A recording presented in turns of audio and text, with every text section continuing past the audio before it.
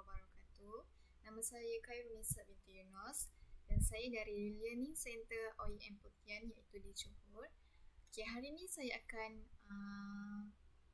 pembentangan slide iaitu yang bertajuk Teori Perkembangan Kognitif iaitu dan saya memilih Lev Vygotsky. Kita akan memulakan dengan pengenalan teori beliau. Sekejap ya.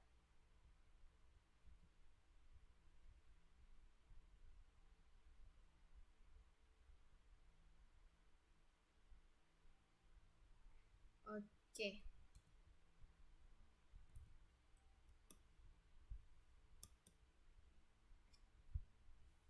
Ini untuk pengenalan teori. Lev Semenovich Vygotsky merupakan seorang ahli psikologi berbangsa Rusia. Beliau dilahirkan pada tahun 1896 dan meninggal dunia pada tahun 1934. Beliau sangat dikenali sebagai seorang ahli psikologi pendidikan yang memperkenalkan teori sosial budaya. Vygotsky mendapatkan pendidikan awal daripada ibunya sendiri dan beliau juga seorang guru dan sarjana sastra serta menulis buku tentang pemikiran dan bahasa serta fikiran masyarakat. Dan beliau mendapat pengaruh dari sepupunya iaitu David Vygotsky. Masuk pada kesesuaian teori yang dipilih.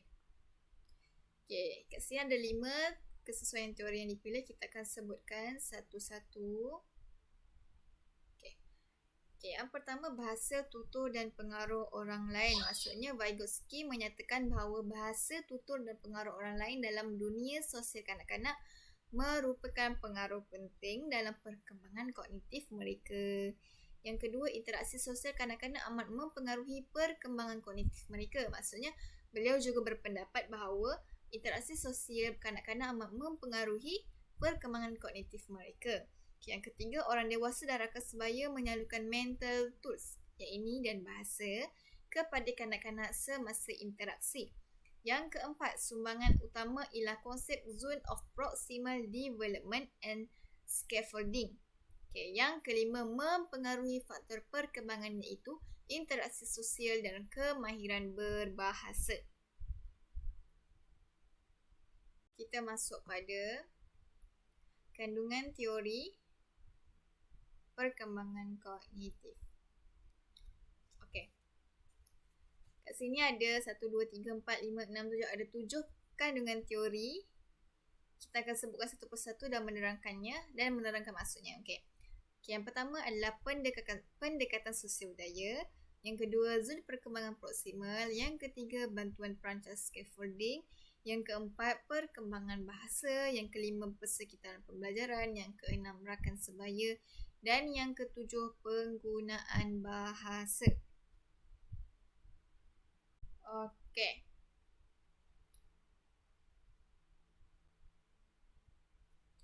Yang pertama, pendekatan sosial budaya. Maksudnya Vygotsky menekankan peranan orang dewasa dan kanak-kanak dalam perkembangan seseorang individu.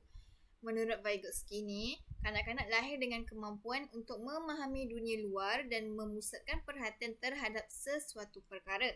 Yang ketiga, namun demikian, mereka tidak banyak memiliki fungsi mental yang bertahap tinggi seperti kemahiran berfikir tinggi dan kemahiran menyelesaikan masalah. Yang kedua, zon perkembangan proksimal. Ia menerangkan mengenai bagaimana kemahiran-kemahiran yang sukar dilakukan oleh kanak-kanak boleh dijayakan dengan bantuan dan bimbingan orang-orang dewasa atau rakan sebaya yang lebih mahir. Ini bertujuan untuk menolong kanak-kanak berkembang dari tahap sosial kanak-kanak kepada tahap peribadi yang terbahagi kepada 2 tahap, iaitu ini tahap perkembangan. Tahap perkembangan ada 2, iaitu tahap perkembangan sebenar dan tahap perkembangan potensi. Tahap perkembangan sebenar ini penyelesaian masalah secara bersendirian oleh kanak-kanak tanpa sebarang bantuan. Dan tahap perkembangan potensi, apa yang boleh dilakukan oleh kanak-kanak dengan bimbingan orang dewasa. Yang ketiga, bantuan perancang scaffolding. Maksud bantuan perancang scaffolding, Scaffolding bermaksud mengubah suai tahap sokongan yang diberikan dan berkait rapat dengan zon perkembangan proksimal.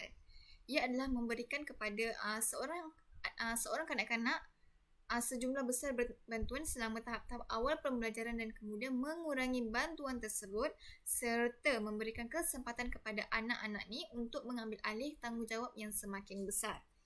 Bantuan yang diberikan, guru dapat berupa petunjuk, peringatan, dorongan serta menguraikan masalah. Perkataan perancah adalah istilah baru yang diperkenalkan dalam bidang psikologi perkembangan kognitif oleh Jerome Bruner. Yang keempat iaitu perkembangan bahasa. Perkembangan bahasa kanak-kanak bermula sejak dari bayi. Pada peringkat bayi, kanak-kanak tidak dapat berkomunikasi dengan jelas. Namun, isyarat nangis boleh menyatakan yang dia lapar, lampin basah, tidak selesa, tidak tidur lena dan sebagainya. Tahap umur perkembangan ada 3 iaitu 0 hingga 2 tahun, 2 hingga 3 tahun dan 4 hingga 5 tahun. Persekitaran pembelajaran. Lev Vygotsky menekankan persekitaran dan interaksi antara individu sebagai faktor utama perkembangan kognitif individu. Beliau mengatakan bahawa kita memerlukan orang yang lebih kompeten atau mahir untuk mengajar kita. Seseorang kanak-kanak juga memerlukan bimbingan daripada orang tua atau berkepakaran untuk mencapai tahap maksimum.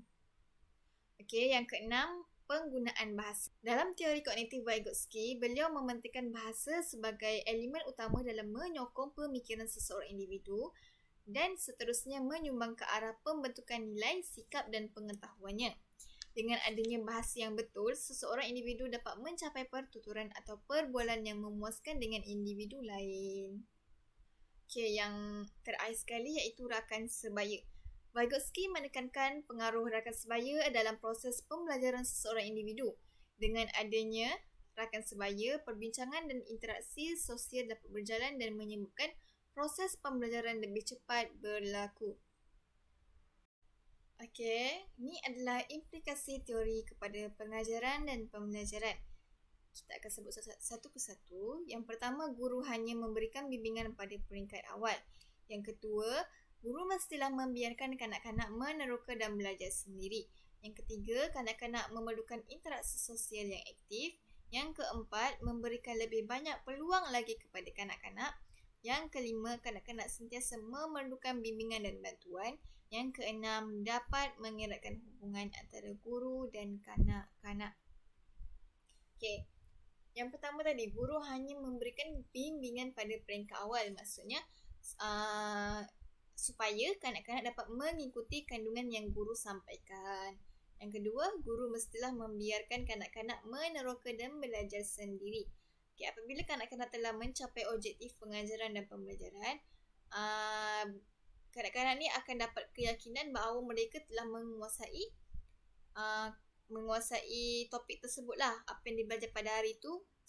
Jadinya diorang akan dapat tangkap apa yang diorang belajar pada hari itu. Yang ketiga, kanak-kanak memerlukan interaksi sosial yang aktif supaya proses pembelajaran lebih cepat dan berkesan. Yang keempat, memberikan lebih banyak peluang lagi kepada kanak-kanak untuk mereka meneroka sendiri pengalaman di dalam dan di luar bilik darjah. Yang kelima, kanak-kanak sentiasa memerlukan bimbingan dan bantuan. Contohnya macam guru boleh duduk bersama dan berbincang dengan kanak-kanak lain secara aktif di dalam kelas. Yang keenam, dapat mengeratkan hubungan antara guru dan kanak-kanak. Guru-guru akan lebih memahami sifat-sifat dan perkembangan anak muridnya. Ini adalah kesimpulan yang terdapat pada hari ini ataupun dalam perkembangan kognitif yang saya buat, iaitu Lev Vygotsky. Kesimpulannya di sini, teori Vygotsky adalah salah satu teori bagi pembelajaran sosial kanak-kanak. Pada dasarnya, dapat disimpulkan bahawa teori Vygotsky mengandungi banyak unsur psikologi, pendidikan, khususnya subjek pendidikan dan budaya. Jadi, dalam falsafah pendidikan kita juga boleh mendapati bahawa bahasa sebagai hasil budaya juga sangat penting kepada perkembangan kognitif. Bahasa adalah alat pembinaan ilmu. Beberapa konsep dalam psikologi pendidikan juga diselaraskan dengan teori perkembangan kognitif Vygotsky. Psikologi pendidikan telah menyediakan asas falsafah untuk teori perkembangan intelek. Ini adalah kesimpulan apa yang terdapat pada hari ini dan apa yang mengandungi dalam slide ini. Okey. Dan ini saja saya punya pembentangan pada hari ini. Sekian. Terima kasih.